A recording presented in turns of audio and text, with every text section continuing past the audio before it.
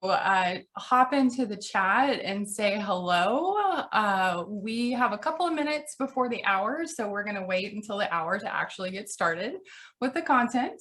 But we're happy you're here. We're excited to see some new names, new faces, as well as people that we've known for a while. So hello and welcome. And if you're here early, don't be apologizing for it. We love it, right, that you're here early. Yes, we do. And we'll just talk about what happened about the green room.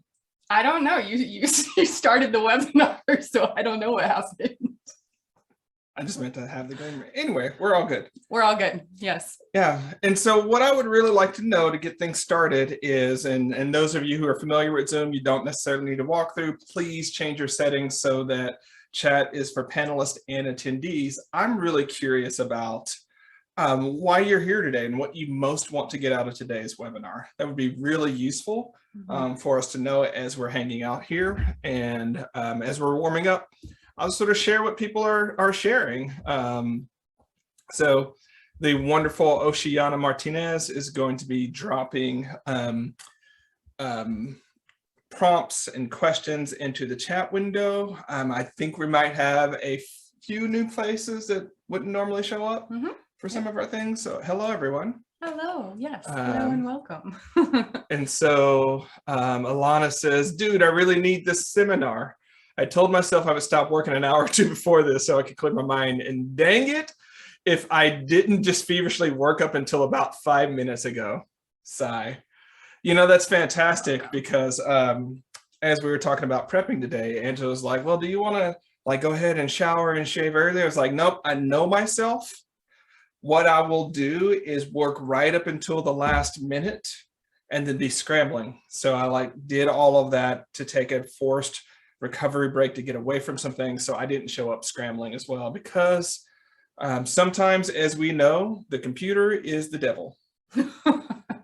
Let's blame it on the computer, right? That's the easy thing to do here. Let's quote Charlie.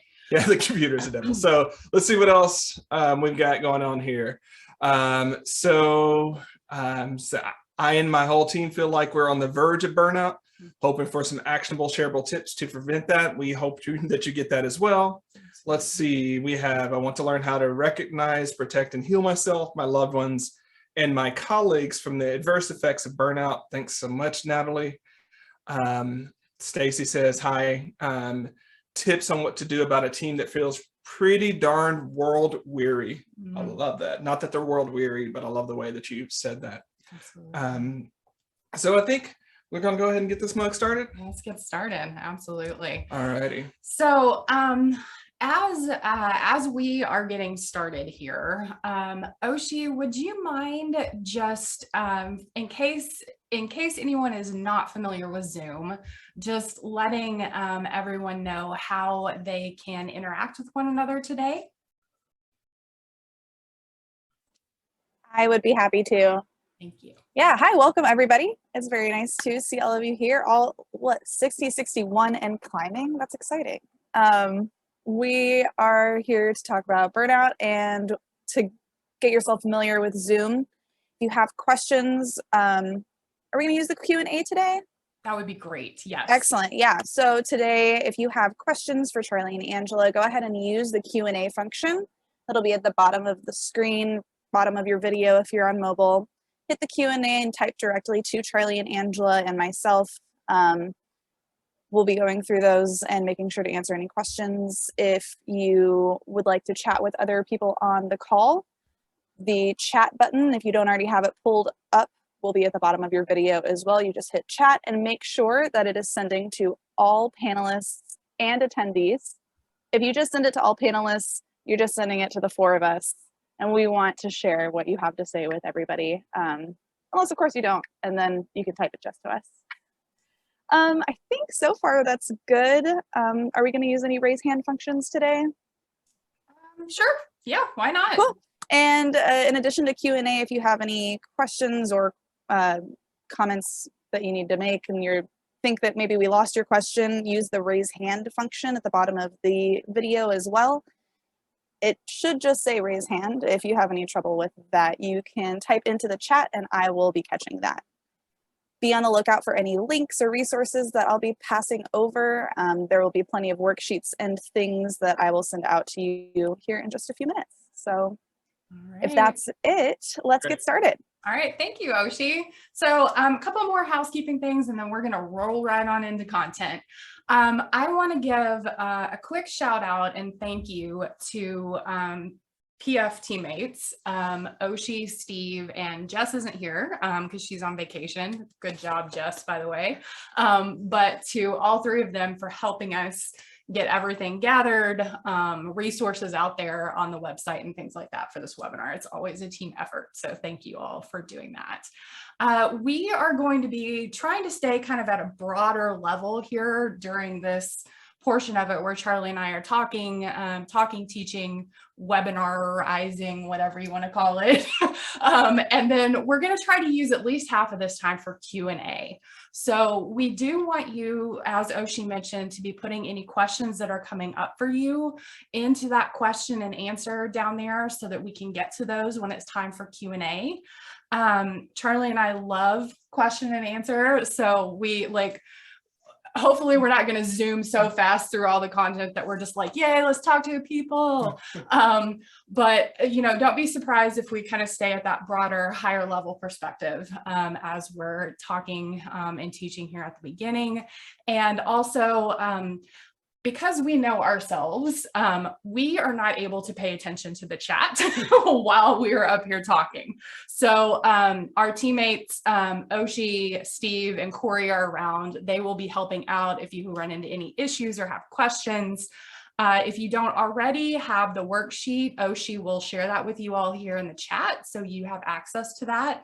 It did go out as pre-work, but it's not something that you have to have done before we have started here. Charlie, you want to say anything, and then we'll... Yeah, and per the usual, we're going to be fairly conversational with each other. The other thing is, because we do want you to share these slides with your teammates, we have more text on slides than all of the TEDx speakers would want us to do, right? So we're just not going to be the inspirational picture where 3 weeks later you have to figure out what we said. So there's going to be a lot of text on the slides. We're not going to read to the slides, but we did want to at least acknowledge that. And again, once the resource page is up, Oshi will link that up there. We'd love for you to share the content, because we want people to be doing better about navigating and really overcoming burnout and not being stuck with it.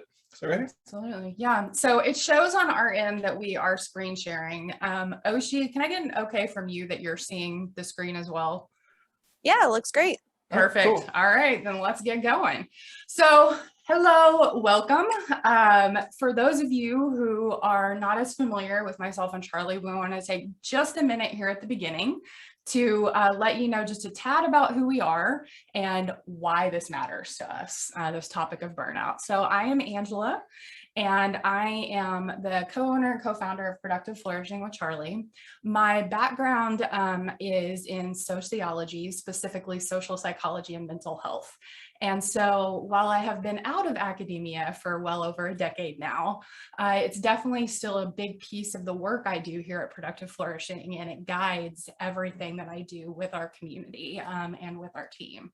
And it obviously doesn't take a rocket scientist to figure out that the last 18 months or so since COVID really came into our lives has caused a huge amount of disruption, not just in the workplace, but in the world at large. And so I will talk here in a few minutes just a bit about burnout and what it actually is, but I did want to start with letting you know why it matters. And it's obviously because of my background in social psychology, but I am very dedicated to the health of work organizations and making sure that teams are being taken care of. And that is a big part of why this matters to me. And on a personal note, I have been dealing with a fair amount of burnout myself the last few months, and have been doing a lot of work on getting myself through that into a healthier place so that I can be a better leader in our own team. Okay, per the normal, I'm going to be much more brief about it. A lot of folks know me for my work on productivity through like Start Finishing, what many people don't know is actually for the last decade, most of my day in, day out coaching work has been with executives and small business owners growing their teams. And so most of my work as a coach is actually in strategy execution and team development. So I'm seeing the effects of burnouts, the road to burnout every day.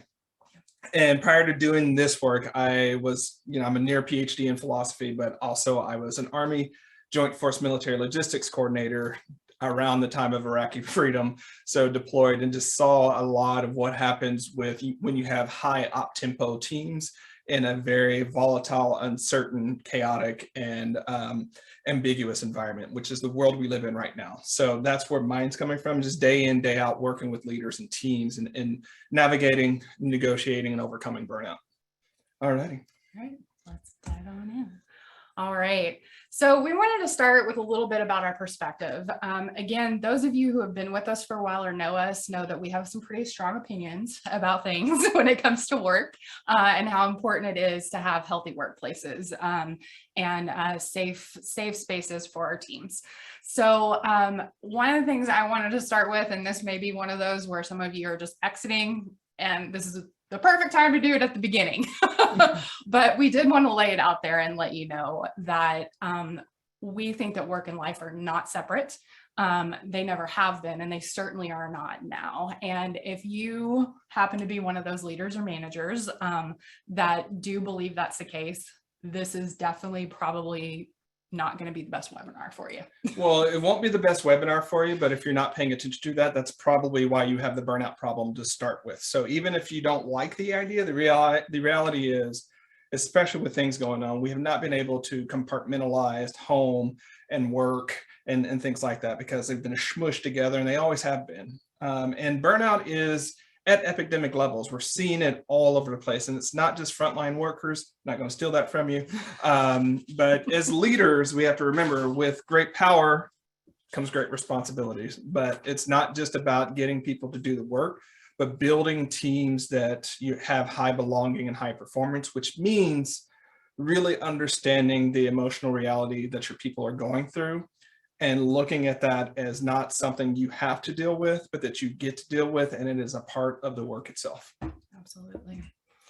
All right, so just starting very broadly with what I cannot imagine that any of us have not heard about burnout from friends, from family, on news headlines or whatever it might be.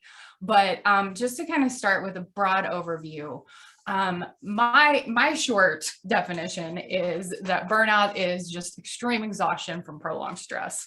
Obviously, if you start getting into medical and whatnot, there's, more nuance there. But it's really important for us to recognize as leaders that this shows up in all ways, in ourselves and in our people and in our teams. It shows up physically, mentally, emotionally, spiritually, all different ways. Things from tension, exhaustion, poor productivity, cynicism, frustration among team members. There's just so many different ways this shows up. And it's just important for us to be aware that it's an all-encompassing thing. Mm-hmm. And it also comes on due to long periods of stress. And I want to state here that I think a lot of times we leaders and managers look at the intense periods of time and we're like, oh, well, we understand why people might be burned out from those times where your op tempo is super high and you're running, you're launching, you're doing all the things. But you have to remember that a high degree of anxiety and exhaustion going on over a long amount of time can also lead to burnout too. And the other thing that we want to say on this one is it can take people longer to burn down, as it were, or to overcome burnout than we think. And so from a lot of individual contributors' perspectives or our team's perspectives, it feels like to them, just as soon as they're not burned out, the next thing is upon them, where the leaders and managers' perspective is like, what, you guys have 3 weeks, what's going on? And so just keep in mind, it's that prolonged duration of stress and ambiguity and uncertainty that can lead to burnout. And it does sneak up on you over time. Yeah. And, I'll also just say before moving on to the next slide that for those of you who, if you're a leader or manager, there's a very good chance that you yourself are a high achiever. And if you have high achievers in your workplace and on your team, burnout is seen all across the board now, but really be on the lookout for folks who tend to be more of those high achievers as well, because it may be hidden for longer periods of time than it may for others. Yeah, one thing we didn't start really by laying here is when we use burnout, obviously it has some of the definitions. We want to say burnout is like being tired in the sense of we want to destigmatize it, right? So if someone says, hey, I'm getting close to burnout, it's not one of those things that, like if they speak up about mental health things, that's a whole other conversation. Maybe we'll have that other day. But we want to say like, hey, I'm getting a little bit of burnout here without it being one of those character traits that come up against people. So that's why we're trying to normalize its use, because when we normalize its use and we talk about what's happening, we can actually see how prevalent it is and work to make that less. And so just a little bit of background. Burnout first became a thing and coined and started out being studied in the 70s. So back in the 1970s. And in general, it started out really being looked at just within the workplace. And even still to this day, actually, the World Health Organization came out not too long ago and actually said it was a medical thing now, but they still think it should just be associated with jobs, which I disagree with, but we don't need to get into that today. What I'm saying is that for a very long time, burnout was really associated with the caregiving professions. That has never actually been the case. It makes sense, of course, that is where it was seen most. Some people call it compassion fatigue and whatnot. The research has really broadened a lot.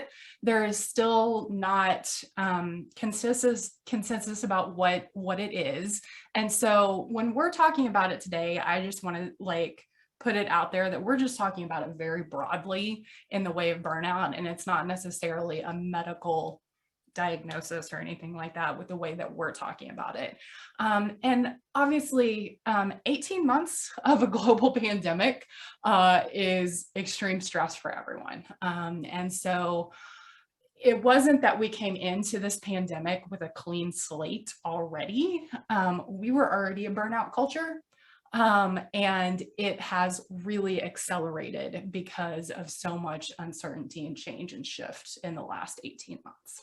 Yeah, I think we can say the period from 2016 to 2020 was already a period of high anxiety for a lot of people, depending on no matter where you were on the political spectrum. So we came into that with, a global pandemic, which only heightened the fun. The other thing about it is, we focus so much about work here at Productive Flourishing because work is where we spend a significant portion of our time, right? It's the organizing principle for so many people's days. And, if we really want to help people thrive, we have to look at where they're spending a lot of their time and how to help in those contexts. And frankly, the health of our work organizations matters. And we know that, especially when we talk about physical health, we're talking about the emotional, mental, and spiritual health, and as well as the social health of our organizations, that broader notion of health, of which burnout we're seeing, taking a toll on some of those other dimensions of health. Absolutely. And this, Charlie will speak more to this, but I just wanted to point out this screenshot that I grabbed actually on Friday. I don't pay much attention to keeping up with news because it causes me a lot of anxiety. But I was doing a little bit of research on Friday about burnout related things and work. And it just so happened that CNN at the time when I was on there, and I just grabbed this, that all of their top stories were about work and how work is changing and or things related to, workers being dissatisfied, burnt out, things like that. So, it's been on our minds, in our faces, in the news for 18 months or more, depending on where you live, about COVID. We had to work together. we're still having to work together to try to slow COVID and figure things out.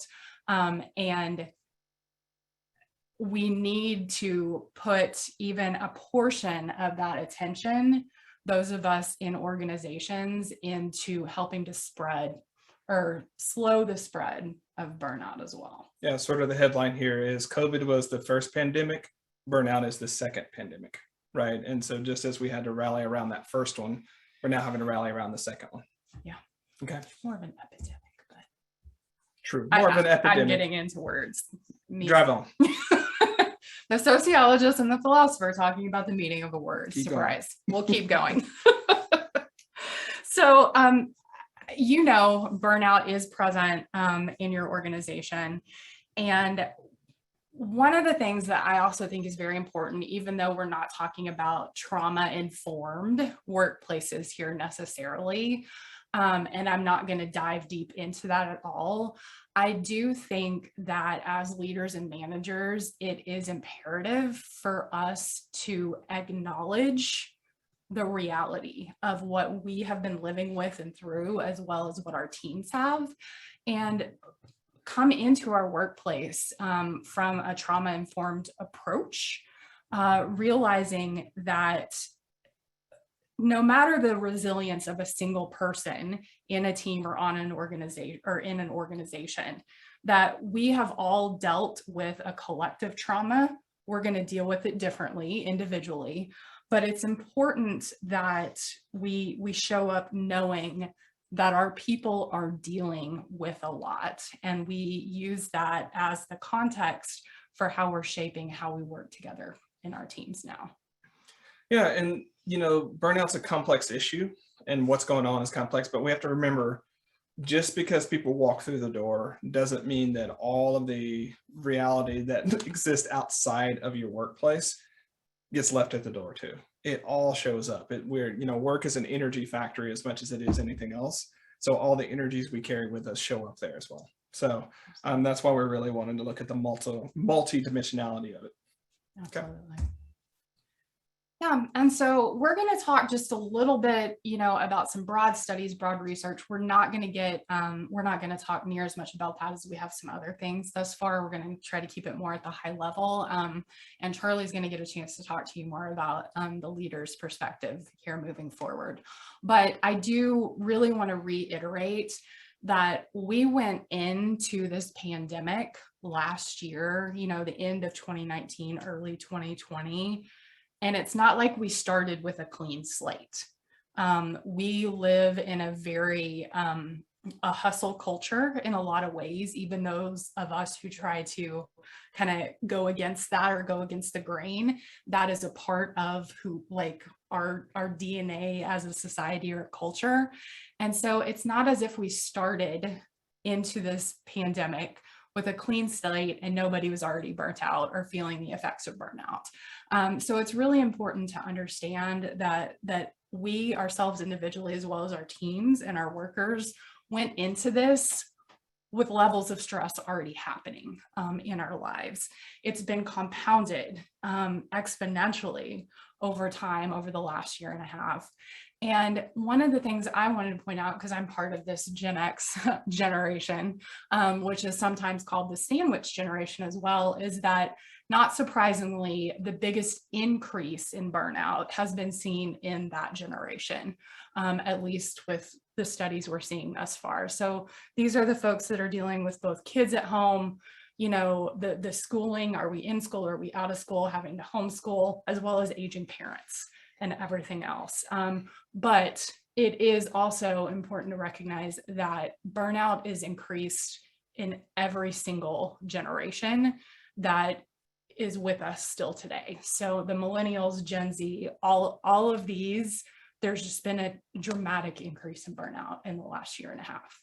Yeah, there's two levels of things going on here. One, when you look at the age brackets of the generations, Gen Xers and early millennials, meaning those that are closer to 1981, are now the manager and senior manager core of most organizations. Mm-hmm. And we've seen across teams that as different individual contributors go different way, as people are laid off, managers and senior managers have taken on more and more of the job responsibilities of of everyone else up and down. And so that's part of why we're seeing so much of the burnout crunch for that age group. It's largely managers and senior managers.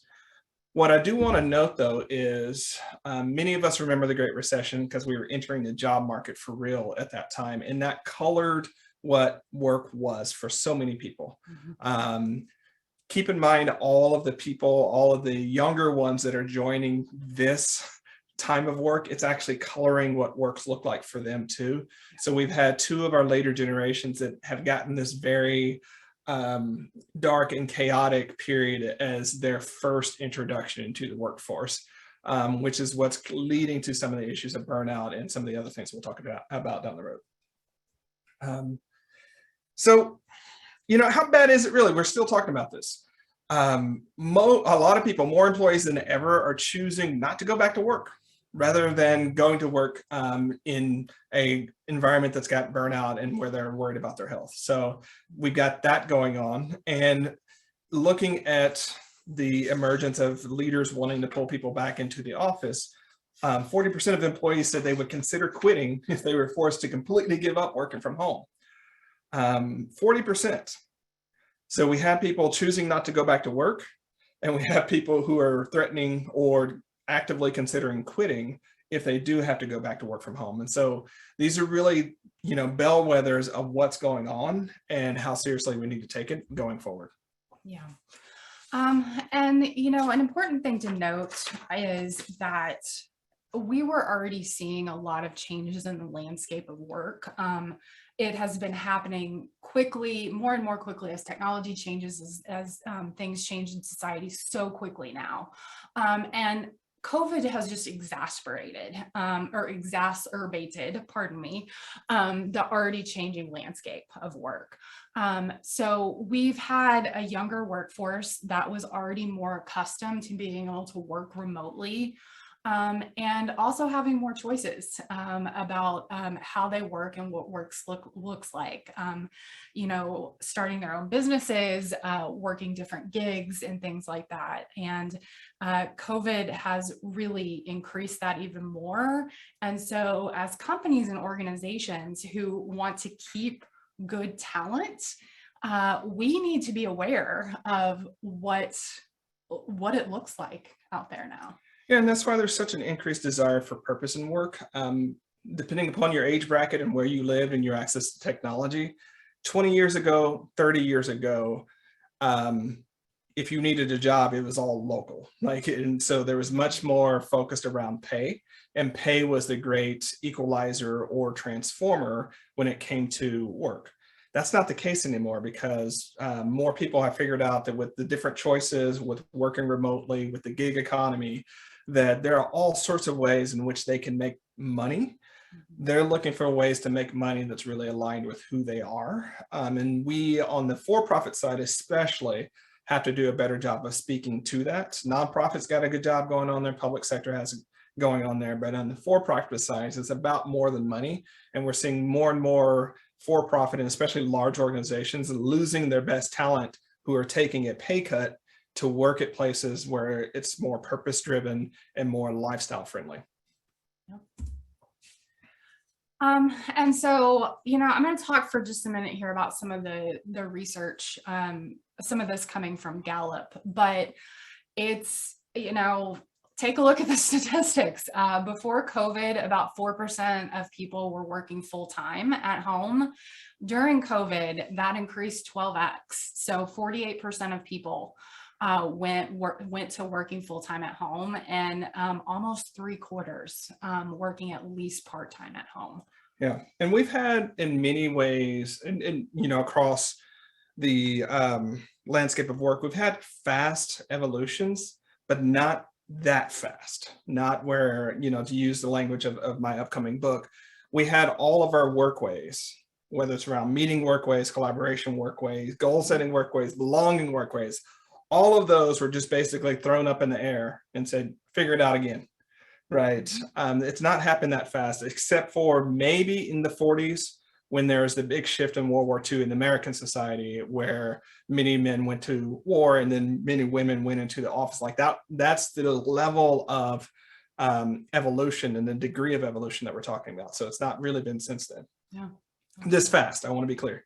This fast, it's changed slowly, but not in a year. No, not at all. So, thinking about how this happens in the workplace, one of the, important things, and it's kind of going back to the purpose piece of this that Charlie mentioned, but even for those who love their work, so they are finding purpose in their work, they love their work environment, the people they work with, even a majority of those workers are actually dealing with burnout now. So purpose is important, fulfillment is important, and we have to be even more aware now, because even people who love the work they're doing are dealing with this at some pretty extreme levels. And another important piece of this is, think about the level of, at times, think about some of the worst times, and I hate to take you back there, but when you felt just the least amount of power or control when all of this has been happening out in the world with pandemic, right? And everybody has been dealing with that and facing that. And then take that, and then you're feeling, the lack of empowerment in your workplace as well. That is just going to add more and more onto those layers of burnout that your people are dealing with. So it's really important. I think we were actually talking about, we had an academy call earlier with our Productive Flourishing Academy, talking to a member about, making sure that you're setting up, for lack of better words, the game. I won't go into it because it was kind of a long discussion, in a way that's winnable for your teams, right? And that's what we need right now. We need that cohesiveness and that shared perspective about how we can win together. Yeah, and while we're talking about this, we have to realize, especially with the nature of many of Americans' business, but if you're on here, you're probably in this category. The thing about creative knowledge work and service work, which is what so many of us is in, is a lot of the work is emotion work and emotional labor.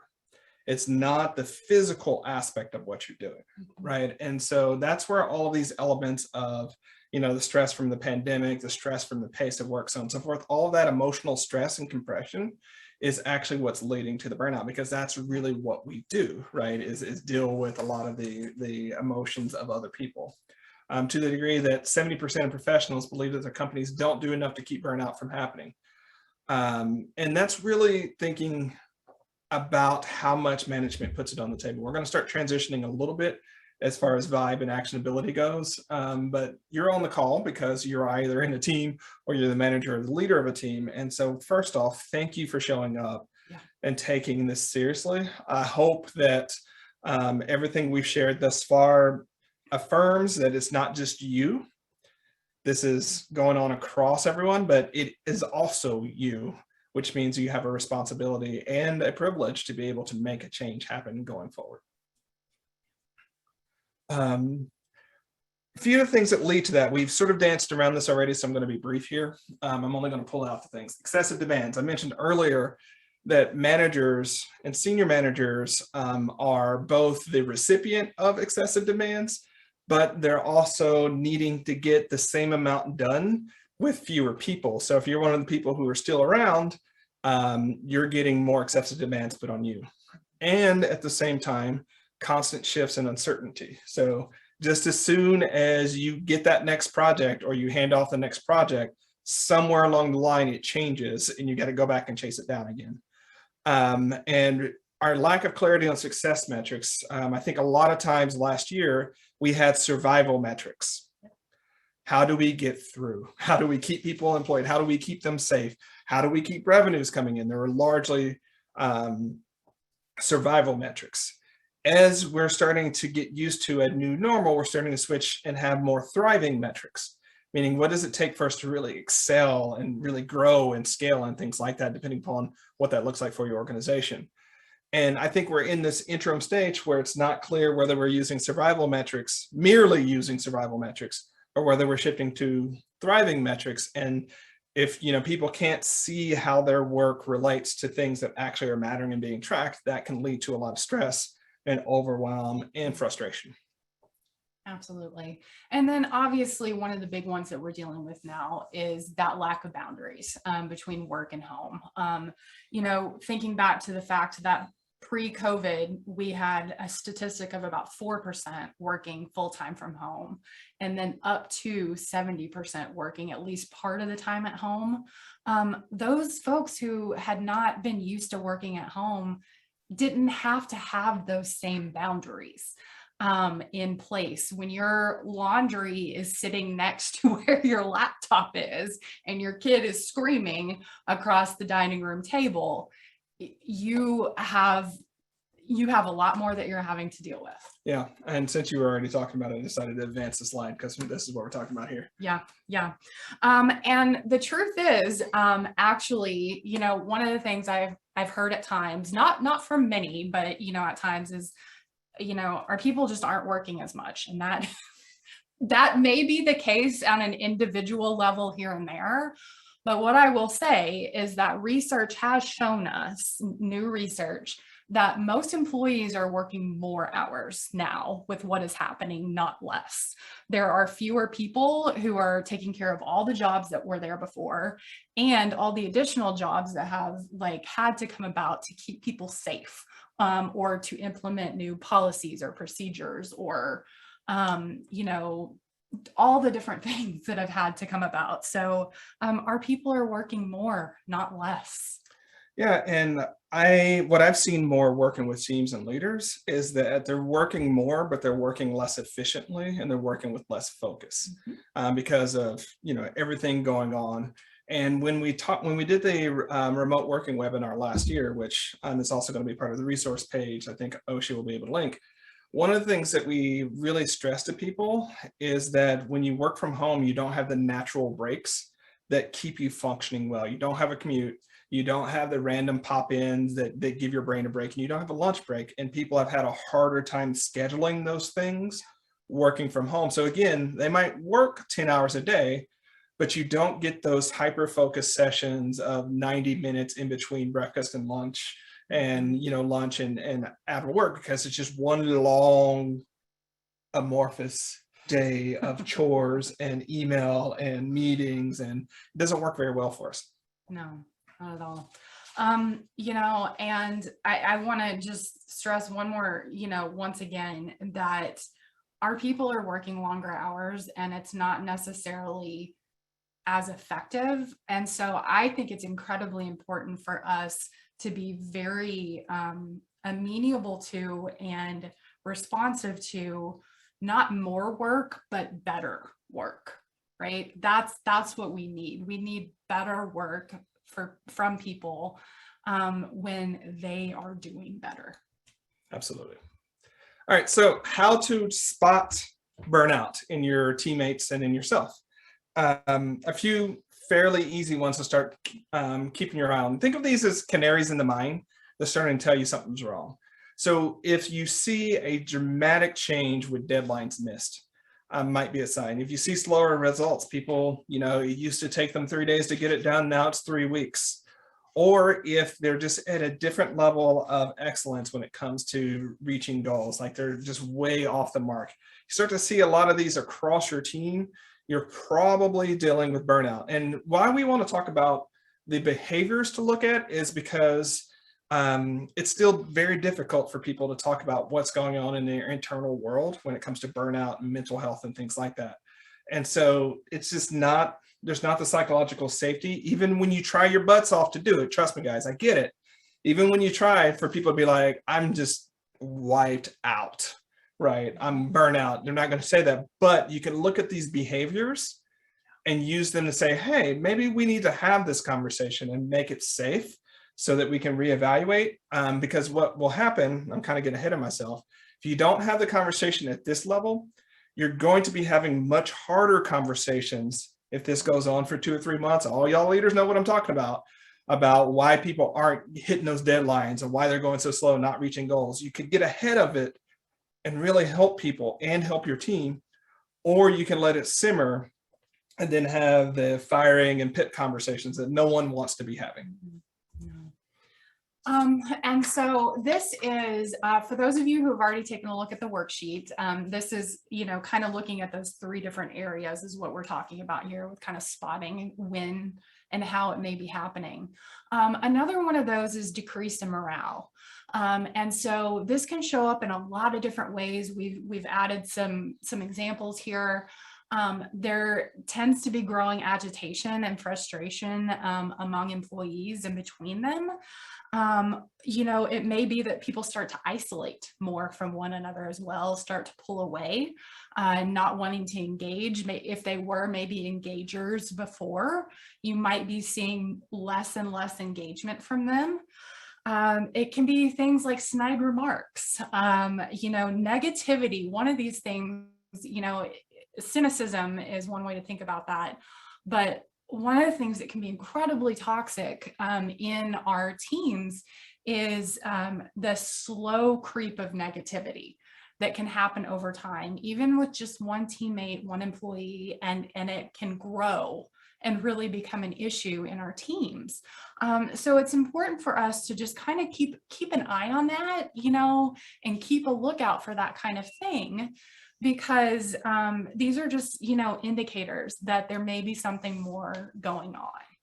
Yeah, and cynicism can sometimes look like passive aggressiveness as well. I want to say that, like, you can get the direct cynicism. You can also get the passive aggressiveness. Now, as leaders, we're always having to balance the toxicity, different toxicities. On the one hand, we don't want the culture of toxic positivity where it has to be all good and everybody's great and, things are awesome when you're part of a team, right? We don't want that to be what has to be.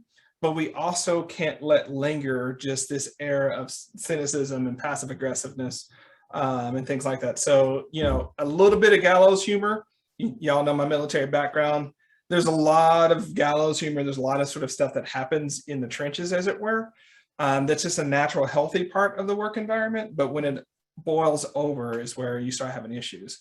And another way you just think about it is an increase in disciplinary actions. When you're having to put people on PIPs, professional improvement plans. So you're having to start really counseling people on showing up to work on time, so on and so forth. You might actually not be dealing with someone who's globally a pain in the butt.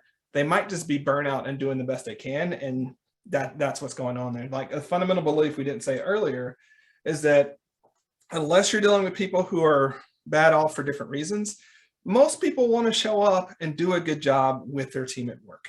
Absolutely. There are very few people that are like, I'm going to screw everybody over today. That seems like fun, right? That's not what happens. And so if you're starting to see some of the decrease in productivity and decrease in morale, understand that there is some countervailing pressure on your teammate that's leading to that, because our more natural state is positive, interrelated, collaborative, so on and so forth.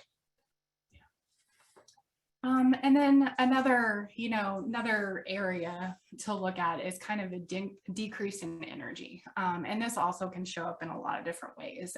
Employees taking more sick days or showing up sick, being unfocused. This is, you've got the worksheet, you can take a look at it. No reason for us to dig into it. But Charlie, you want to talk about the, potentially like the unfocused piece of this? Yeah. Emotion drives action, y'all. We know this.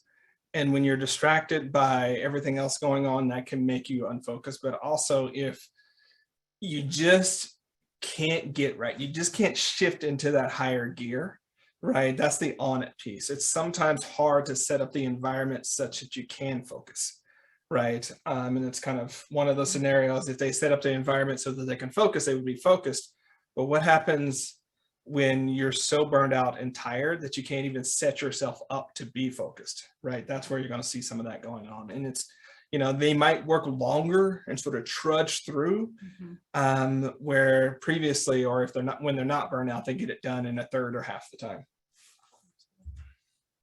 I mean, and the thing is, we need healthy leaders. So our thesis here is that you always start with yourself. It's not just self-centeredness, but it's what's your axis of change.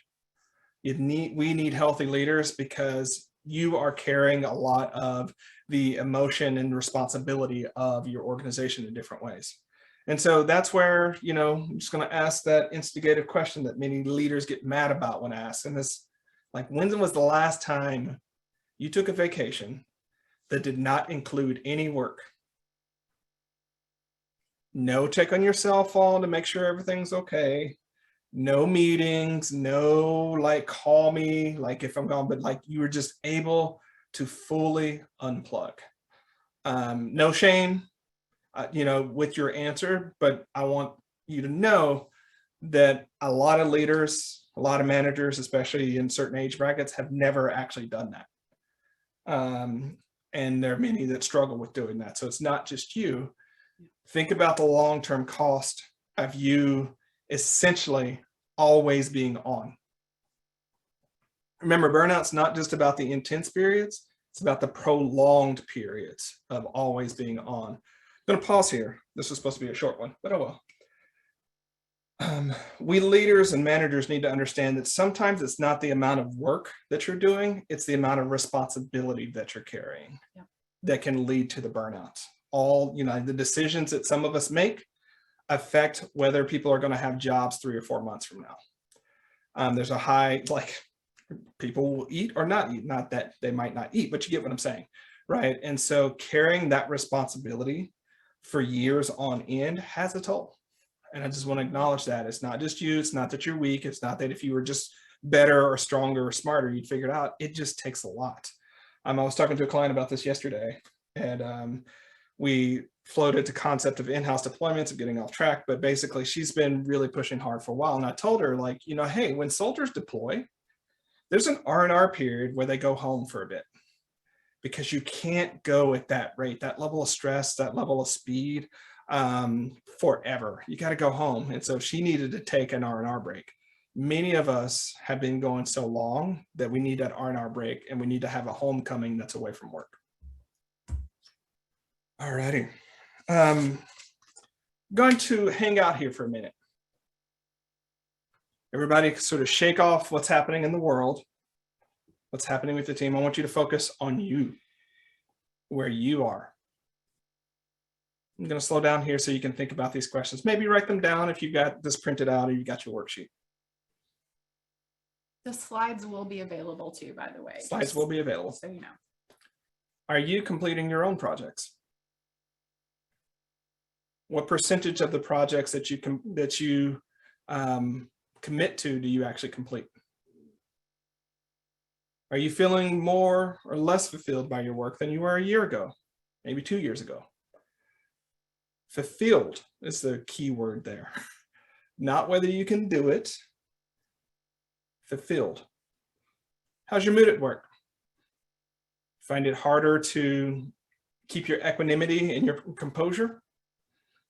Are you, half a second from biting someone's head off?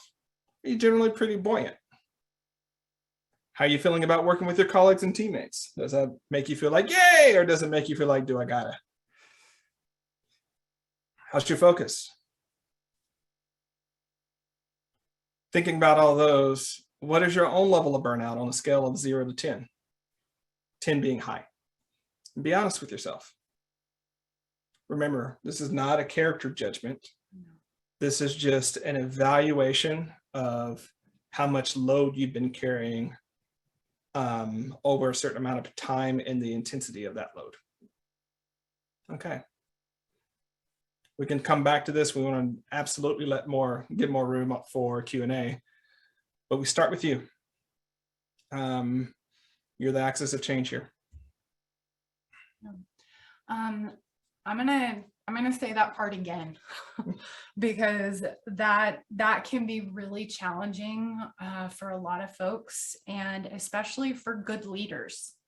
Honestly, good leaders, good managers who really want to take care of their people, who want to have healthy organizations.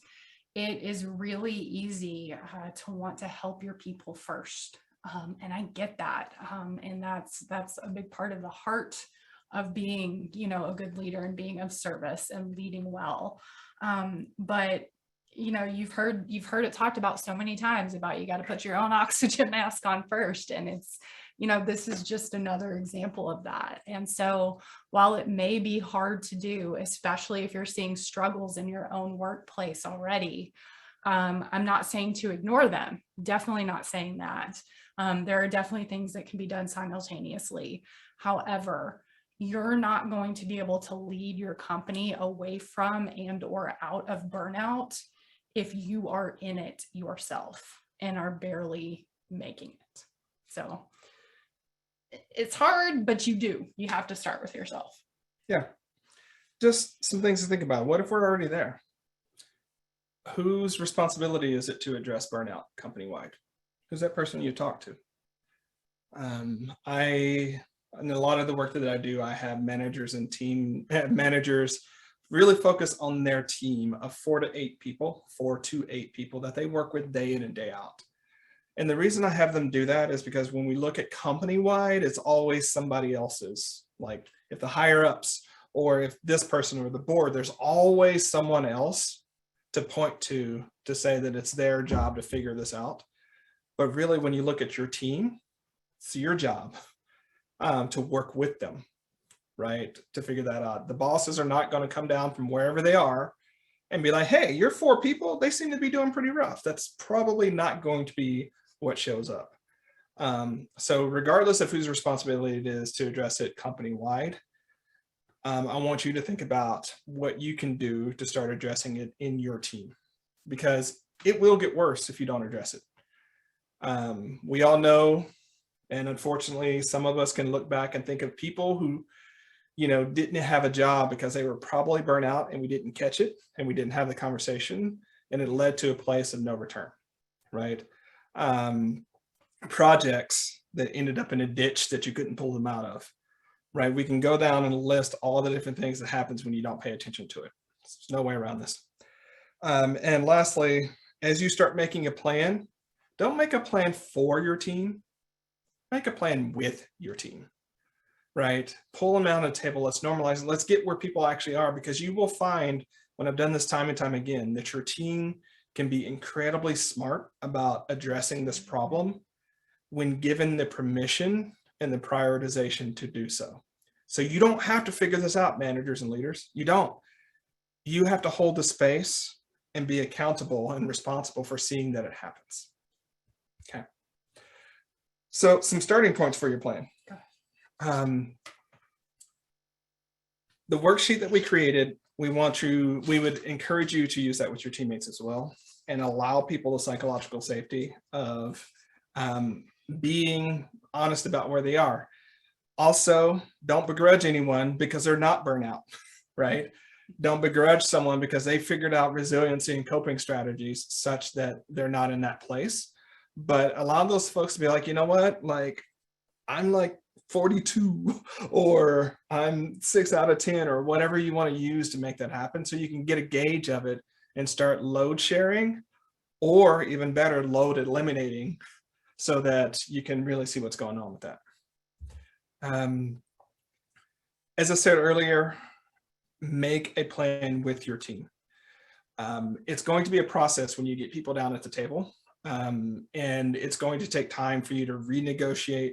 Usually what this looks like, y'all, is recalibrating timelines and punting some projects that are on deck to later, or killing them completely, right? It's really looking at how can we decrease the load. So a way, usually when we talk about overwhelm and overload, we talk about at the individual level. When we look at team burnout, a way to think about that is it's team overload. And what we normally talk about when we talk about overwhelm is like, well, we can talk about being overwhelmed, but it's better to talk about being overloaded, because we can solve against the load. We can't really solve against the whelm. The whelm is what happens because of the load. So as managers, what I would be asking you is, how can you recalibrate the load in your team such that it's not just taking 72 units of work and redistributing it amongst different people? What can you do to make that 72 units of work come down to 50 and then redistribute it, as opposed to, assuming that your team can operate at full capacity? It's like, y'all know I'm a logistics planner. Anytime that we were planning work, especially planning for convoys and things like that, we never planned that 100% of our trucks were going to be available at any amount of time, because they're never going to be available. They're going to be in maintenance, they're going to be blown up, they're going to be like stuck, they're going to be all sorts of different things. So if you plan against 100%, you're always going to be stretched too thin. So we had a planning factor of 80, 85%, depending upon the unit, right? Your team, when we look at their load, we look at their trucks, as it were, they're not even at 85%, right? They might be at 60%. And until you address that, you're going to have issues. And as I say, on the personal front, you can't stuff 14 units of stuff in a 10 unit bag. It doesn't work. So how do you get down to the 10 units, or even better, how do you get down to the 8 units so that there's some margin and flexibility when whatever happens and you can adjust to it?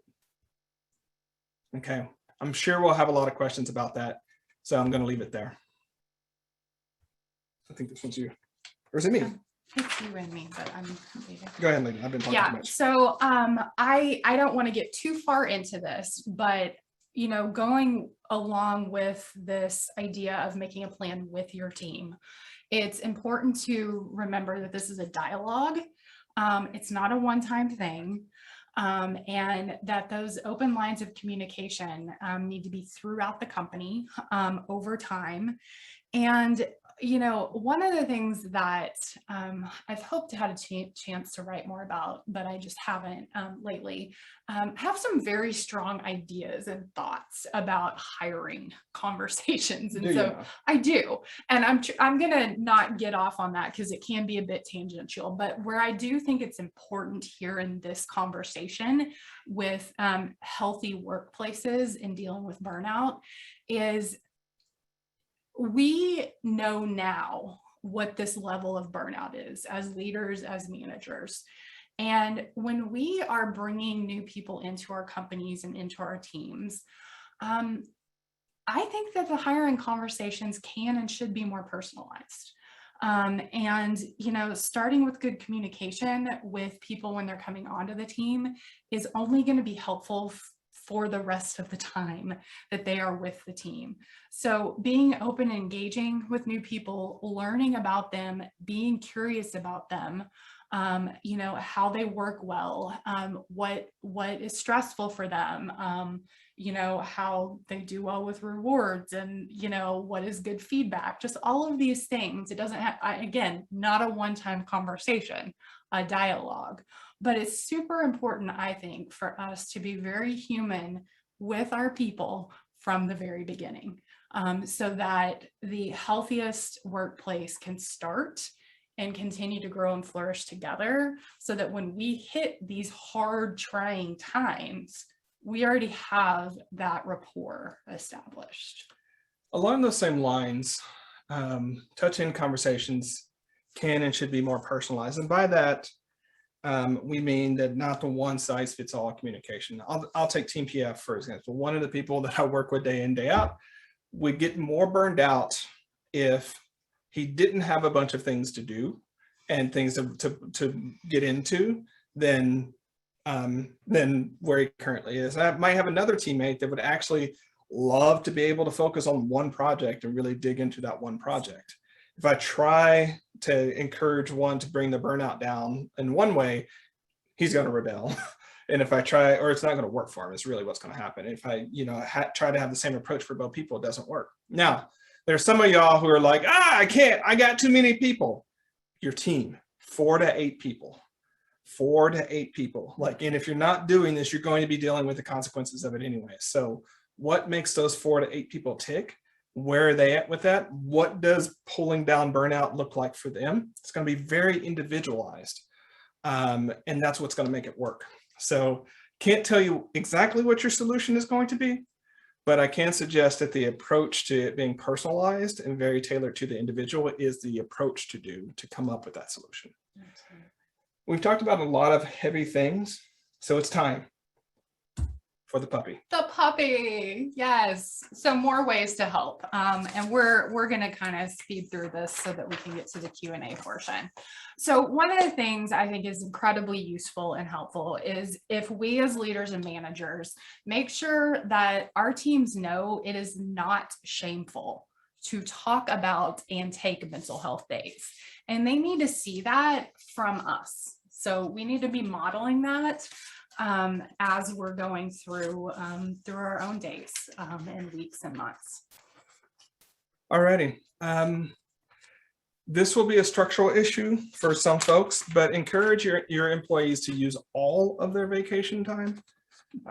Don't penalize your teammates from thinking about taking time off, and use some of the passive aggressive things that we can do. Be like, oh, well, you can't take this time off. Like, really encourage them to use their vacation time and learn how with your team to cross load and cross share that work, so that we can do this. And I'm going to pause here super quick. The more you actually make your team versatile, where people can cover in for each other, one, the more you have a cross-functional team that is able to be more resilient. Two, the more you're able to cross-load projects. And three, the better business you make long-term. So sometimes mental health days and vacation days are a forcing function to make sure that your team can be cross-functional and cross-load. And it does work for you every time it happens. So in case you needed the manager's perspective of why you should do it, there's very strong reasons why you should bake these in, but there's just the human reasons of giving people the space to take care of themselves. And lastly, flexibility in the workday. 4 to 8 people can figure out how to have meeting schedules that work for them, how to check out for a little bit, how to cover for each other. And much like I talked about on the remote working thing, one of the things that's burning people out is things like Slack, which I think Basecamp did a great job of calling the all-day meeting with no agenda, right? You're just stuck on Slack all day, waiting on that ping, not really being able to focus. That doesn't work well for humans, y'all. Like, let people figure out how to encourage people. I don't want to say encourage people to take those dark hours, to get off Slack, to not be stuck in front of a screen all day. And you'll see their burnout improve, get better, and you'll also see their productivity improve. So as we wrap up, these are some things that we'd like you to sort of mull through and maybe, ask some questions about. So what burnout causing issues are most prevalent in your organization? Think of the top 3. Think of those top 3. Which ones are easiest, most likely for you to change? Is it just about that, you're not planning well enough and so everyone's scrambling all the time? Is it your level of expectations? Like, what's going on there? Which ones are just part of the fabric of your company? Like, you just have a hustle company culture and that's part of the problem, right? Or you have a company culture that just says you have to work 100 hours a week but get paid for 40. That's a problem that you're going to have to address in one way or the other. Really focus, what can you do to address these issues at your team level? And which are the ones that would require, more buy-in from upper leadership? Usually what I've seen is when teams increase their belonging and how well they're working together and they increase their performance because of that, the rest of the organization starts to pay attention. And so there's that effect of when you're winning in your team, people want to know how you're doing it. That gives you an edge and say, well, how we're doing it is we're working in this specific way that's getting this result. Why you're not getting it is because you're working in this way that's getting you this other result.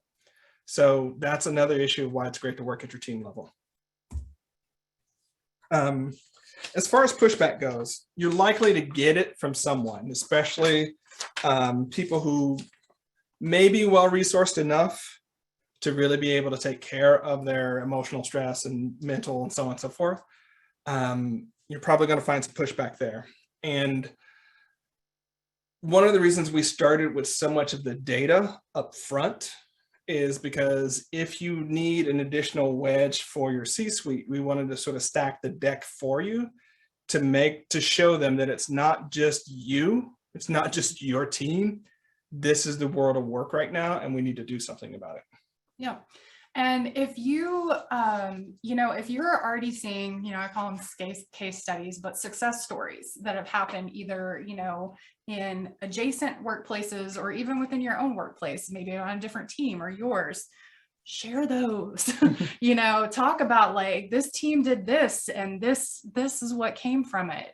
And I hope for many of you it never comes to this, but we all have to make that decision about how far are you willing to go and what are you willing to accept when it comes to what your organization, your team, your workplace looks like, and whether you're able to get the people who need to be on board.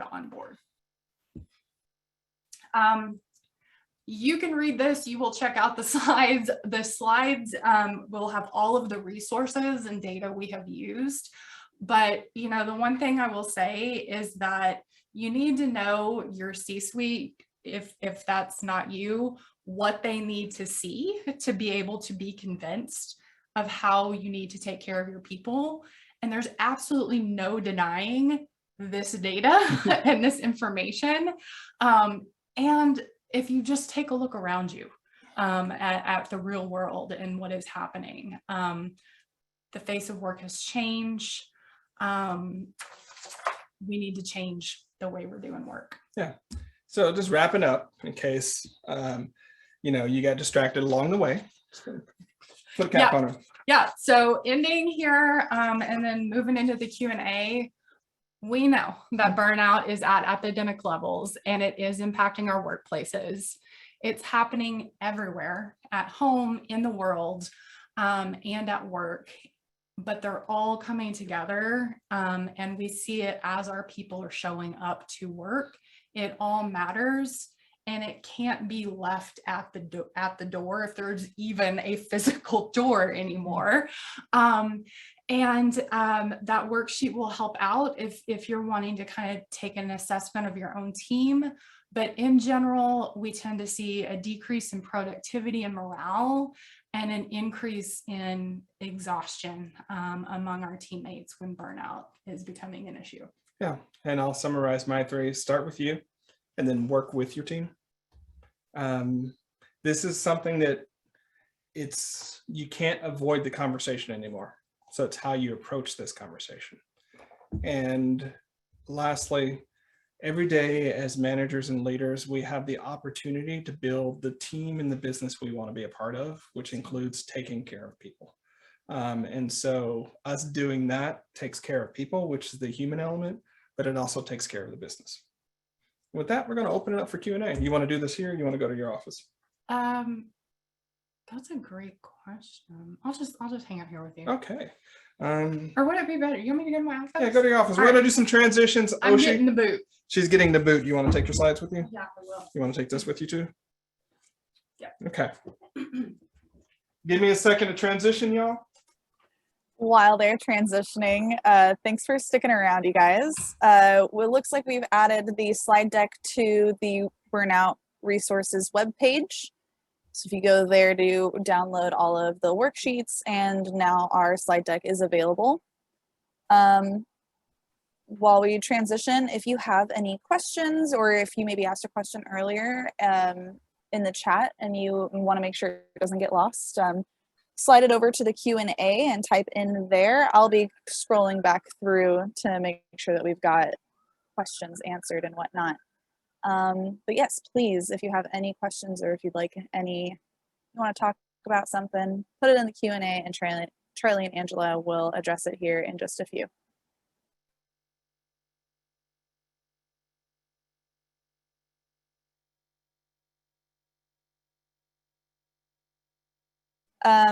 Last thing though, I did want to just mention, if it's approaching the hour and you're looking like you've got to head out, go to another meeting, maybe go get some sunshine, some lunch, some dinner, whatever you need for you.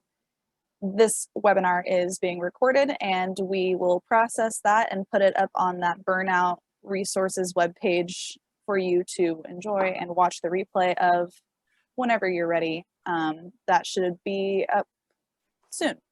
Yeah. Enjoy might be a stretch there, Oshi, but I appreciate the attempt. All righty, everybody drink water if you got it. Let's see, we have, did I see Terry jumping in and out? just a reminder that since I just logged on, I don't see any of the chat or questions. Okay. So. Alrighty. So let's start with Terry. I think Terry was jumping on and off throughout our presentation, and I'd love to hear from them.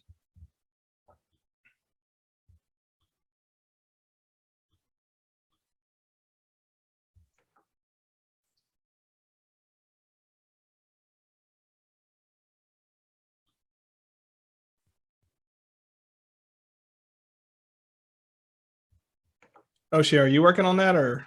Okay, I just did it. All right, Terry, if you'd like to ask a question, you should have permission now to talk.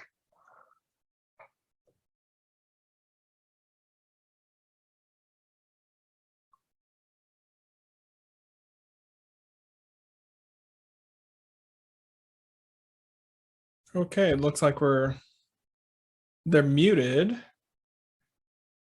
We might need to come back to them, Angela. Okay. All right. So who is up next, Charlie or Oshi? Just 1 second. I changed Terry's permission really quick, and that might change whether or not we're able to hear them.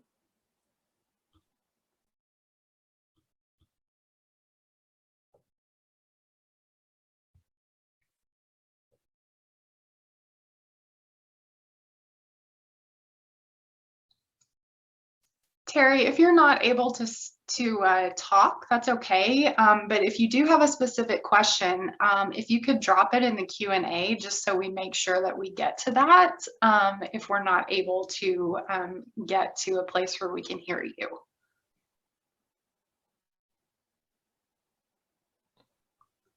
All right. Was there a next question, Oshi? Yeah. It looks like Violet asked a question. I'll turn my video on. Hi, you can see me now. Yes. It looks like Violet asked a question a little ways back about burnout when we were talking about just kind of character traits. And she says, so burnout is not a character trait. She assumed it would be like backache. It may go away, but it shows that you have a susceptibility to it recurring. We could talk about that. Yeah, so Violet, go ahead and jump on. What I'll say briefly about that is by character trait, I mean like a deficiency in temperance or, courage or tenacity or grit or anything like that. I can't speak to whether burnout is much like concussions, whereas when you get one, you're more prone to them. But that's what I meant by it's not a character trait. It's not a character flaw, I should say.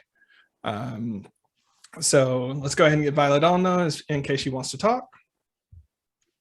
Hi, I think I appreciated that is because I think mental health seems like it's something that is with you all the time, and it is a permanent part of you for the most part. And it's just nice to know that burnout is a fixable and temporary state is what you're saying.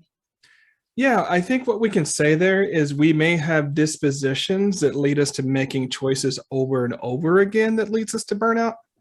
So we might be people pleasers, or we might be the person that chronically takes on too much, or that chronically overrides how they're feeling. And those things will lead to burnout itself. So, but you can change those predispositions and get better about setting expectations and boundaries that will make it easier for you to avoid the burnout bus, Thanks. I would just speak more. I am not a practicing social psychologist, so I want to say that I don't think we should, go into any diagnostics or anything like that. But, I will say that I do think it's also important for us to recognize when we're talking about burnout that a lot of the symptoms of burnout can be very similar to what we see with like depression and anxiety and things like that. So it's definitely, something that can be coexisting for sure. But, just the truth is that with the world as it is today and what we have all endured, that burnout is it's extreme, depending on what, the medical profession decides it wants to do with classifications or definitions. they can do what they're going to do. I just think that as leaders, we need to be aware, and being able to spot it, but that we can impact it, and we can make some really important decisions in our workplace to really just stay on top of it. Yeah, and the second thing, Violet, is you ask, and the first thing on the plan be vacation. Then it would be easier to do that than the hard work.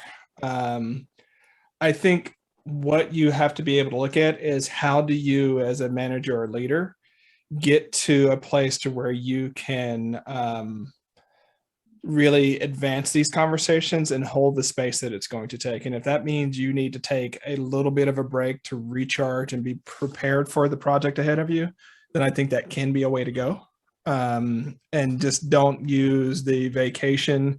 I'm not saying you would ever do this, Violet, but don't use the vacation as the Band-Aid for the team burnout, as opposed to using it as a recharge project or recharge activity for you so you can take that on.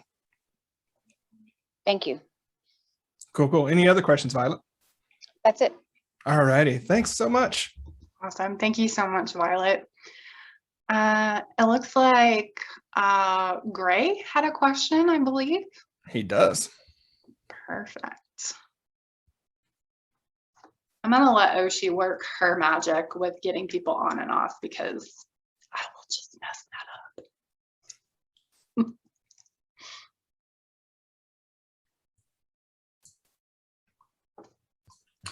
Hey, I think it's working. Yeah, it is. All right, cool. And yeah, don't sound so surprised that I had a question. We definitely, especially after watching this, I know that we've had definite burnout at our company. And for some people, it did show up earlier than others. And at the time, we tried to, we made as many accommodations as possible in order to try and make things better for them. And to some extent it worked. We took on some of their responsibilities and changed their job description, things like that. Problem is now they're back, and they do seem more energetic. They seem to have, not full capacity, but definitely more capacity. The problem is they are very reluctant to take back the responsibilities that they had before they took the time to take care of things. And on the one hand, I don't want to just say, hey, you need to get back to this job, because I don't want them to have burnout again. But also the members of the team that are picking up the slack are sort of noticing and sort of saying, hey, we're still doing this person's job as well as others. And so, as we start this conversation, I'm wondering how to handle that and what might, work out for that. Yeah, so I would think about it in terms of a responsibility portfolio, Gray, and you took that piece of their portfolio and either gave it to someone else or split it up amongst other people. Exactly what we did. Yeah. And so my first question is that piece that was given up actually a part of that job? And if so, then we have a question about whether they can be a fit long-term for the organization. And that's the unfortunate side of this conversation. Now, if it is one of those, like a lot of our job responsibilities can be quite fungible, right? Like this person has that portfolio, but it could slide into another position just as well. In which case we'd need to look at the musical chairs effect. So I'll speak very concretely here. If I, Gray, give you 10 hours of work on top of you, and you're already at full capacity, that means that 10 hours of work you were already doing is not going to happen, or that 10 hours of work has to find a home somewhere else. Right. So there is a bit of the musical chairs there. I think the question I would be having with them, Gray, is what was it about that portfolio, whatever piece got offloaded onto someone else, that was leading to burnout? Was it that they didn't have the competence to do it well?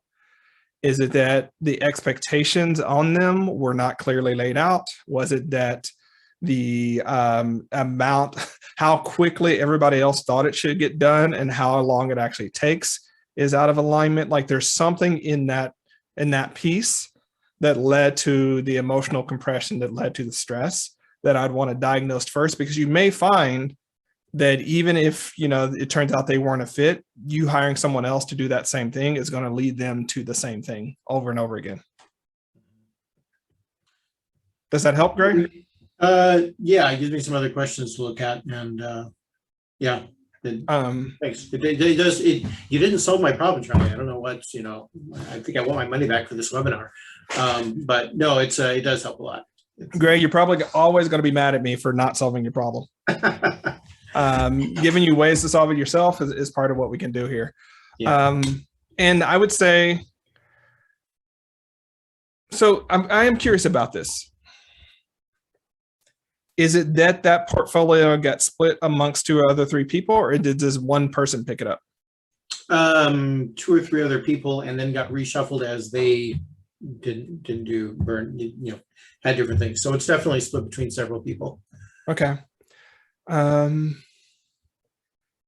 Yeah, I would, as much as possible, this is one of those like pull the players in the room and talk about the hot potato, you know, and what is it about this potato that's so damn hot? And you might find that it seemed easier for 3 people to do, but you 3 people got, you know, 10 hours a piece to do it, where this one person was expected to do it in 10 hours, you know, whatever Right. that case may be. You can see what I'm talking about there. Yeah.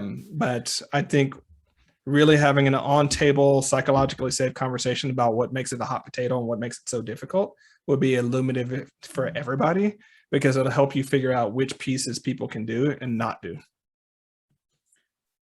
Cool. That actually does help a lot, because we were already planning having a meeting about it next week. Now I have a different title for the meeting, which is not how do we do this, but why is this so difficult? Yeah. Why is it so difficult? What's the Great. friction here? What a great practice to walk together through as a team. Yeah. Especially great if you acknowledge that it is difficult, as opposed to assuming that it's just the one teammate that can't get right. Right. Okay. Cool. Thanks so much, Greg. Yeah, thank you. Thanks, Greg. Great question. All right. I think my apologies if I mispronounce this, but I believe is it Hugh that is up next? Let's hear from them.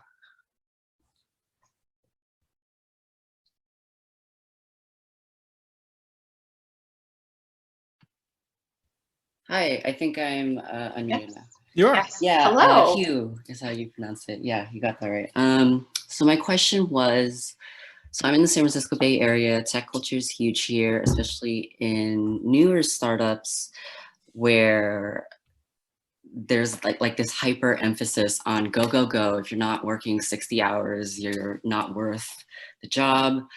And it's changing now, kind of as we're shifting throughout the pandemic, but there's still within management, you know, even when it's not an official practice, you know, in the handbook or whatever, there's still within management just this like tough shit. If you can't handle it, there's 100 other people who want your job. So how do you approach these conversations in this kind of like macho male culture? Yeah, the hustle bro culture. I get it. Yeah. Yeah. Is this the same Hugh that left a comment on the digital reading post? Oh my God. So embarrassed, but so excited. You are so sweet. That was such a great comment. So thanks so much for A great comment. Yes. Yeah, not a problem. Yeah. So I'm glad Corey mentioned it, you know, as a tech veteran himself, they're blown up their lives through burnout. And it's part of the tech startup culture, which is one of the reasons why I both rail against it and stay out of it, or at least adjacently close to it. So first off, Hugh, it's not just you, right? It's a cultural element. It's a known issue in startup culture. Now, one of the ways that you can get some purchase is actually getting them to start thinking about the turnover cost, right, of a bunch of people coming back and forth. So you have to speak metrics and money in the startup culture, because that's what they're going to start watching. Like, how long does it take to fill a seat and get someone up to speed, and how much inefficiency is in the system, because no one knows what the hell they're doing because they've only been there for 6 months because they burn out in that amount of time. Right. And so you have to approach it more from the metric side of things for it to have any purchase. And understand that, and I understand it's not always easy to go get another job and things like that, but it's one thing you have to look at what you're going to accept is whether that job in that sector is something that you're going to want to do for long term, or whether you need to be choosier about finding great tech startups that also have great culture, and what you might be willing to negotiate on that. So would you rather have no life and work for $200,000 a year, or would you rather have some life and work for 120? You know, those might be some conversations you need to go through. But data, if people in that culture, they can't argue with the data. They might say the data doesn't apply to them, but the more you show that the data does apply, then you're going to go against you're going to go up against that hyper rational side of them that looks at that, and you'll probably get more purchase. So it's less about you, unfortunately, more about the system and the numbers and what's happening. And you might be able to get some purchase on that one. And that, at least that's how I do it. I just ask them how much it's costing them every year to burn through people. And when it starts getting to $450,000 a year, I'm like, so you're trying to raise against this amount, knowing that you're just wasting that amount of time. And it starts to be different. But again, I'm normally being hired at a different level to ask those questions and have them pay attention to me. So Hugh, I would say sharing some of the data that we've got there, starting with your team leader, if you're not the team leader, or starting whoever your manager is, the place to go. Don't run it up the chain, as it were, and really build a coalition. And at a certain point, what I've seen time and time again is if a certain number of people start saying this is a real problem and a good bit of your workforce may be in jeopardy of leaving, people will start paying attention. So, but as long as it's isolated and it's an N of one, meaning you, it's hard to win that battle. Does that help you? It's very helpful. I'm wondering now, like I've read Crucial Conversations and like how to, but I don't know how do I approach this conversation while holding higher ups with care and like bringing psychological safety and emotional safety for them so that there's not this immediate resistance. Yeah, I think it's looking at it from their shoes. I can say this pretty quickly. They're under a lot of pressure too. Right. They have funders who are squeezing them to get as fast as results as possible. They're moving in a dynamic environment in which it really is a fear that if they're not a month ahead, they're 3 years behind. Right. And that's their reality. Right. And understanding that it may not be that they're draconian overlords. It's just they're dealing, unfortunately, their burnout is making burnout for you. And how do we bring that down and hit the right metrics without it being a, gauntlet every day? And typically if you can show them show them different ways you might be able to get the same results with less effort, they're going to like that. But that's how you can have the sympathy with them, is understand that they're facing the amount of pressures you might be facing with what seems like a lot more zeros behind it and a lot more career pressure behind it. Does that help? That's very helpful. Thank you so much. Both Angela and Charlie for this. Thanks, Hugh. Thank you for the question. And speaking to that, I just want to echo what Charlie said, that there's so much amazing progress that comes out of that, that area, that culture, that workspace. And it's also known to really burn people out left and right.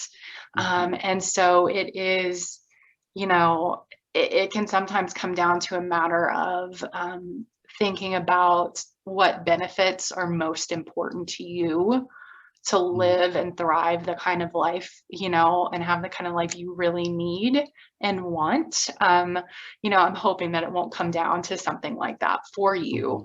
But I do know quite a few people who have had to make that, that decision, or they have been able to move over into a similar tech space with founders or managers who are a little more progressive about how they're taking care of their teams. Yeah. Hugh, there's a whole other conversation. Maybe we'll have it in another day as a company, but we know that the tech startup space needs to do a lot of work to be more inclusive and understanding of people who don't fit the typical tech startup norm, right? And that's a broad thing that we're working on at multiple levels that it sounds like you're working on with yours as well. Yeah, I'm very interested to see more. Thank you again, y'all.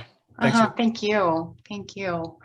All right. So it looks like we have at least 2 more questions. I do want to acknowledge that we are at 2:27 and our official end time is 2:30. So we are likely to go over just a little bit. But again, I wanted to acknowledge that. And we would love to have you stick with us for the remainder of the Q&A if you are able to. Okay, so it looks like our next question is from Caroline and then Alana. So Caroline, we'll pull you on.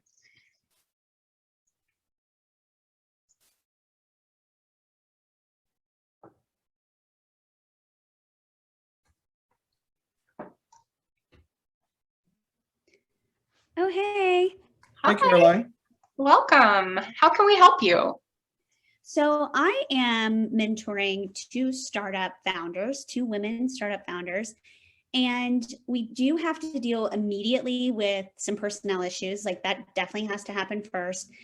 And then they're onboarding some new people. So, you know, that's a process. But what my bigger question is, I see them heading towards burnout and I see kind of early signs of it. I don't think they're aware at all that that's happening within them. And so I was curious how to have a delicate conversation while still being mindful that we need to get through some of these, like, you know, putting out some of these fires without igniting them to become defensive when I bring that up. Yeah, I love this question, Caroline, because I work with so many powerhouse women that what I can say here are powerhouse founders. What I can say here is your tack will be to approach it such that it's their idea that they might be dealing with it as opposed to you telling them. And so it's really part of the questions. And it might be, you know, you saying, hey, I was at this webinar and I did this worksheet and it, you know, really revealed a lot about me. Are you two open to doing that and seeing where you are? And it might surprise them, right? And especially, I'm speaking in sociological terms here, so I hope I don't get in too much trouble. The feeling that women carry, which is true in the space, that they have to work harder and do more and win at a higher level, makes it such that it can be harder for them to acknowledge how hard it is and to take a break. And they're also, sociologically speaking, probably doing a second shift at home as well. So I'm curious, why do you think they will act defensively? Whenever I bring up a recommendation or like, hey, I'm noticing this, I can kind of feel that like defensiveness come through, and they'll either, you know, they'll answer questions with questions. Well, why did you say that? Why do you think that? You know, so I just want to make sure that when I approach them, they feel like it is psychologically safe. Yeah.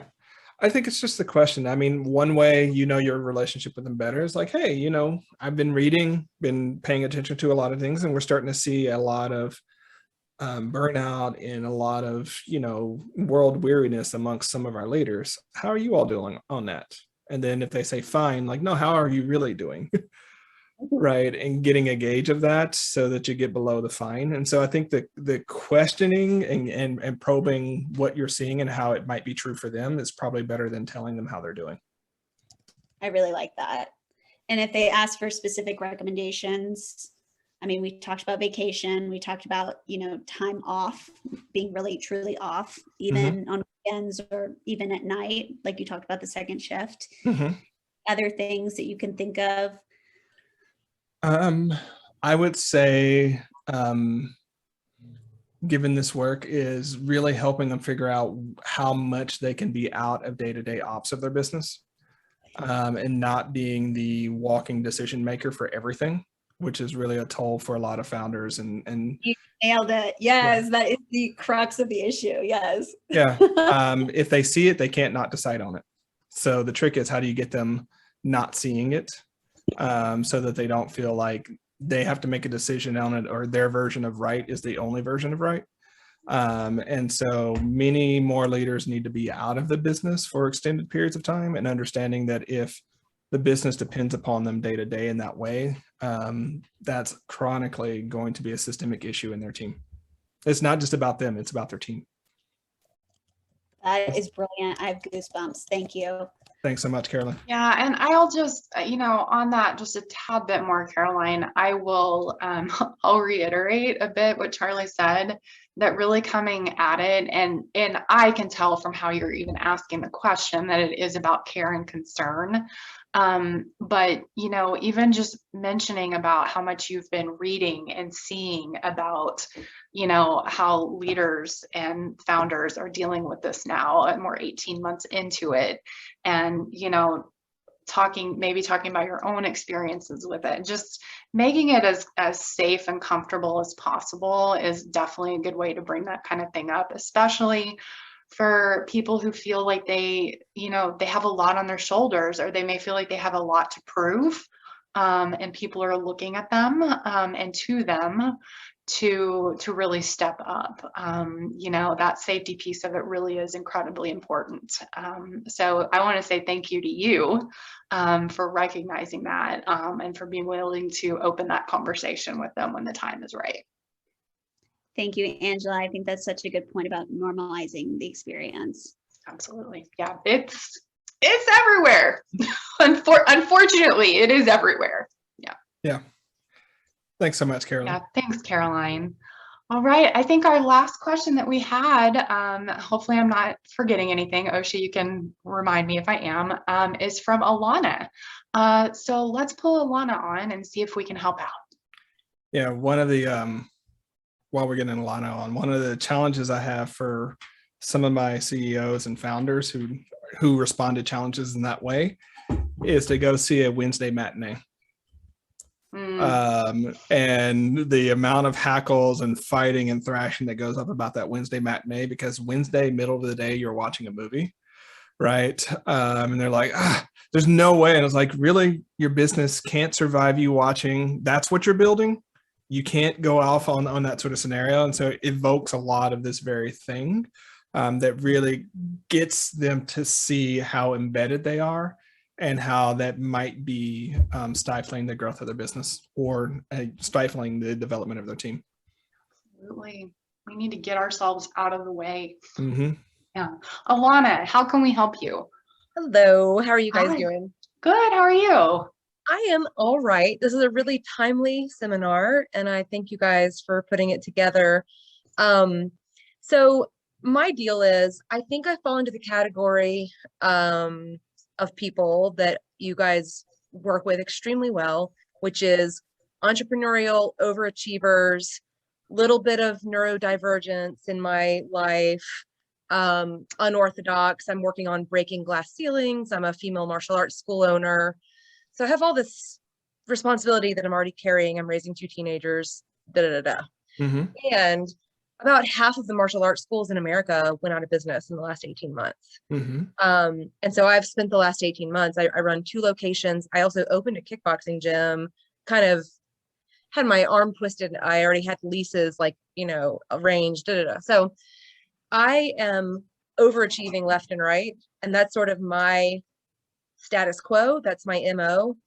And I am very resilient, and I have a lot of coping strategies. And so I mask really well.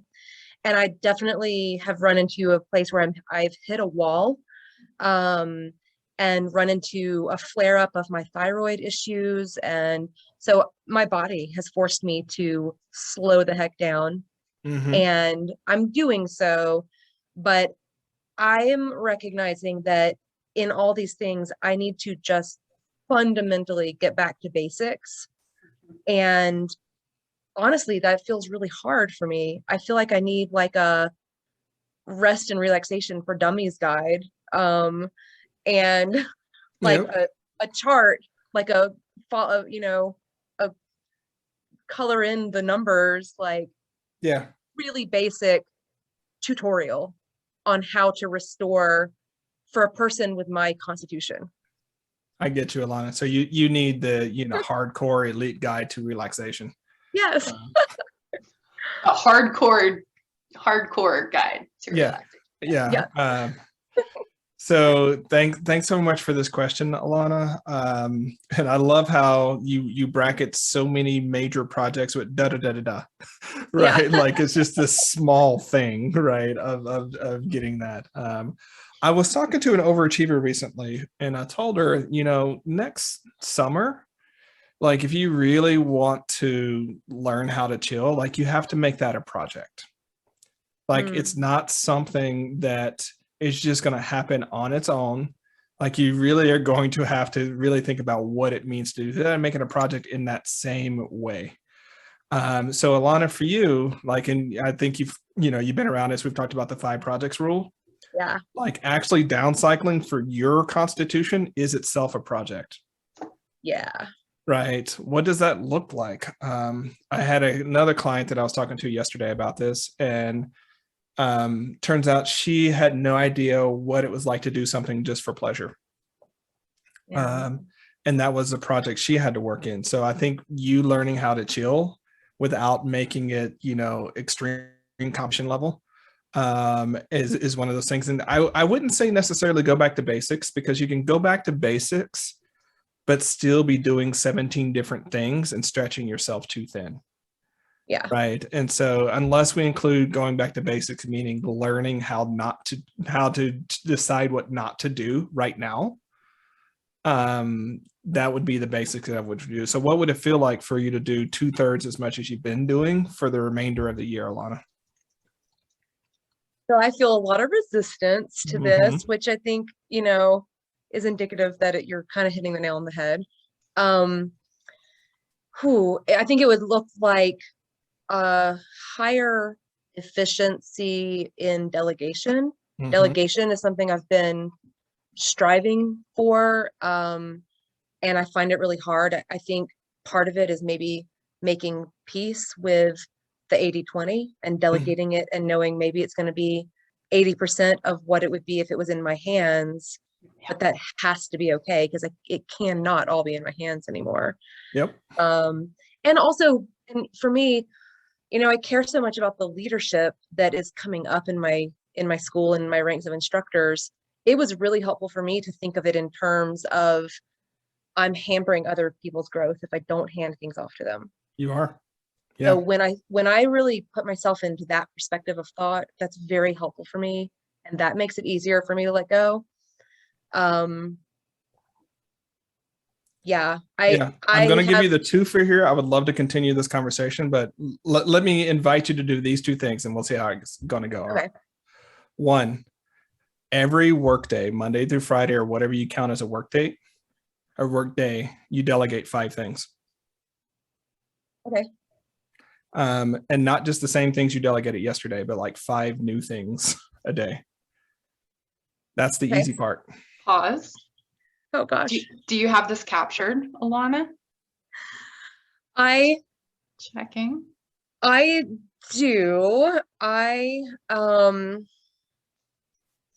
very much a list maker. Honestly, I'm probably going to make a list of some of the things that I need to delegate. Okay. Yeah. All right, Charlie, continue. Thank you. Find a way for an hour of space a day where you don't have to have any doing in that space.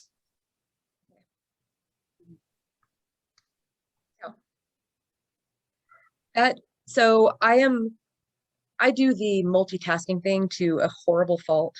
And I have even done things like when I try to find space for myself like that, I'll go garden, but I'll still put like an AirPod in my ear and listen to like a podcast I really wanted to catch because it's going to. So I think the challenge for me is one, mindfulness when I'm doing that hour. So, and you guys are great for accountability. So thank you for that. You're welcome. You're welcome. Yeah, I would say, and when you're cheating on the do nothing, like Right. Right. You're a competition athlete and martial artist, when you're cheating and when you're not. And so, again, going back to my client yesterday, the radical thing for her was like to spend 30 minutes in a bath. Yeah. Like without listening to an iPod, reading a book, dictating her next, post or whatever, just the bath. So there's some version of that that's for you, that actively trains you that this is what you have to do to make space for it, to create space for the excellence that happens outside of that hour. Yeah. Well, and the thing that I have to really keep in mind also is even if there's a part of me that really has trouble letting go of my maximizing and optimizing that I always do, the real truth of it is the way my mind and constitution work, when I get that relaxation time, that's when my background of my mind pushes through all the obstacles that I had. And then I'm like, oh, wait, I know how to do everything and I'll solve all these things now. So it is actually very beneficial when I do get that time. Yeah, it can be productive, Alana. I know what game you're playing. It need not be productive. Yes, sir. And I will use good integrity. It can be productive, but it need not be unproductive. So there we go. And let's be honest, our brains are going to be brains. They're going to do what they do. So Totally. Yeah. do your best. All right, Ilana, you, that's guys. such a great question because it applies to so many of us, is thinking about, how we're going to transfer some of the load, but it's really about expectations. If you expect yourself to be on point as a leader all the time and maximizing and optimizing and productizing and all the isings all the time, that level of compression over time does lead to burnout. So Yes. that's what I'm trying to make space for, is like, how about we not? Yeah. Cool. Thank you. Thanks so much, Alana. Yeah, Thank thanks you, for the guys. question. All right. So Charlie and I are going to take just a couple of minutes here to wrap us up and close everything out for the day. I want to start with saying thank you to each and every one of you for taking your precious time. And trust me, I understand that it is precious time to be here with us today, to engage, to listen, to do your own personal work, as well as looking at what's going on in your own team and organization, because this matters, and it matters in a big, big way. We have the opportunity to be important change makers when it comes to the face of work, and how we do work. And make it better for everyone. So thank you for that. Thank you for being part of that movement with us, and making the space to do this. And one of the things that I want to share here at the end in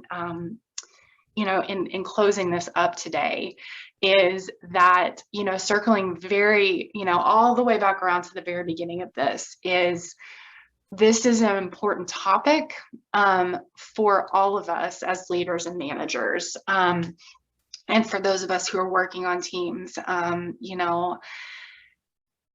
and it personally is very important as well for me right now, because as I mentioned early on, I have been dealing with this as well for several months now, and really trying to set myself up to be more successful in coming back fully into our business.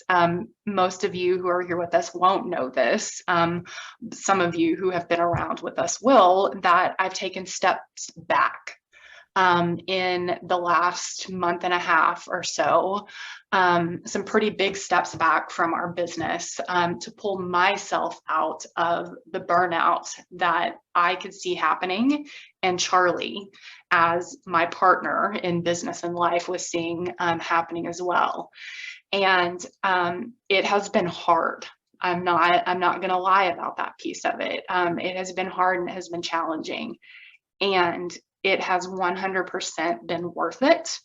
And I know I'm not out of it yet. So that's the thing that's kind of hard to say, is I would love to say 6 weeks, you're good to go, or 2 weeks, you're good to go, or a long break. It looks different for every single one of us.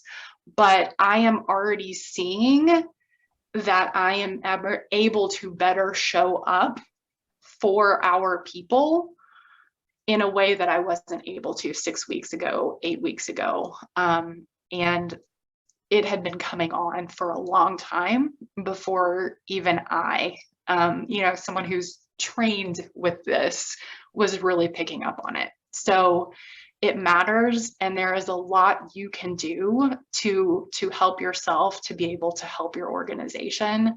And I am always available if you would like to reach out to me directly, if you have any questions or need me to guide you toward your resources or anything like that. Oshi, if you wouldn't mind dropping my email address over there. And of course, you can find us, all over Productive Flourishing. So, Charlie? Yeah, so we've been talking a lot about burnout. Remember, we're wanting to normalize it in the sense of normalize being able to talk about it. If you or your teammates are working through it, it's not a character flaw. You're not broken. It's just you've been carrying a load for a while, and it's, that energy has to go somewhere. To Alana's point, like the body keeps the score. Sometimes it comes out that way. Sometimes it comes out in you not being your best version of yourself. Sometimes it turns out in you not being able to get your work done, and by you, that can also be your teammates. So it's not a character flaw. It just happens. But as leaders and managers, our responsibility is to take care of our teams, which oftentimes means starting with us, because love it or hate it, sometimes we can be the people that are a part of the problem as much as part of the solution as well. So thanks for the time today. Please do take care of yourself, take care of your teams. And until next time, stand tall. All right. Take care, everybody.